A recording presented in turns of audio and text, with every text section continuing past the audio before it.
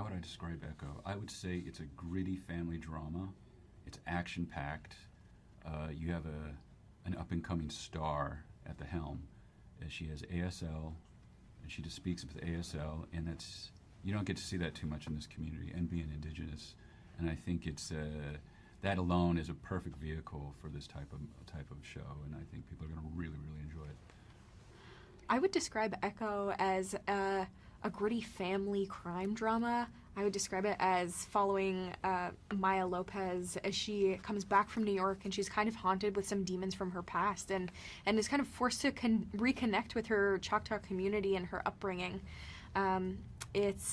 It follows a deaf Indigenous protagonist, and even though a lot of people think that it might be just like checking boxes, it's first and foremost a human story that so happens to take place in these communities and follow these characters.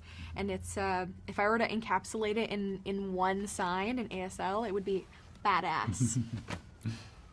I play the character Bonnie in Echo, and Bonnie is somebody who is so close with Maya Lopez that they're essentially sisters growing up, and when Maya gets pulled away to New York City, Bonnie is left essentially heartbroken. And now that Maya's come back into town and all of their demons are kind of resurfacing, I think Bonnie is reckoning with who Maya is now, and who this hardened killer is, who she's seeing in front of her, who she doesn't recognize. In many ways, I think that Bonnie is somebody who represents kind of a light, and who Maya might have been had she stayed in the community. But also there's a sense of heart, and I think that there's a lot of connections, and we see a glimpse behind Maya's really toughened facade, especially when she's around Bonnie.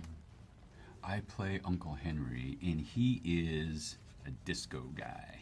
He is part of the Fisk crime syndicate of the Oklahoma chapter, and before Maya shows up, his world is perfect. He's got everything, all his ducks in a row, his system's down, but when she comes into town, it throws him all off, because not only does she represent his past and some of the mistakes he's made, he's also a protector, so he's trying to protect her, but she's far beyond protecting. She's her own badass. And so I felt that Uncle Henry was just always playing catch up with her and trying to always keep her out of trouble. Describing Henry's relationship with Maya, I think it's very complicated. I think that I don't want to give too much away, but there's some mistakes Henry made when she was a child that she calls him out on.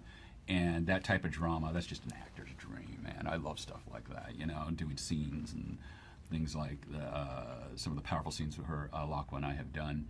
He's sort of a protector, and he wants to keep protecting her, but she's had her own life in New York City, and she's far beyond what he could fathom as protecting. How do I relate personally to Bonnie? I think the way that I relate most personally to Bonnie is the fact that she's a sister. I'm also a sister. I'm a sibling. I have many siblings, and so I understand that relationship of somebody having your back and speaking another language, and like a secret language versus the rest of the world. And I think for me that was an entry point for me into being able to play Bonnie. But aside from that, I think we're pretty different.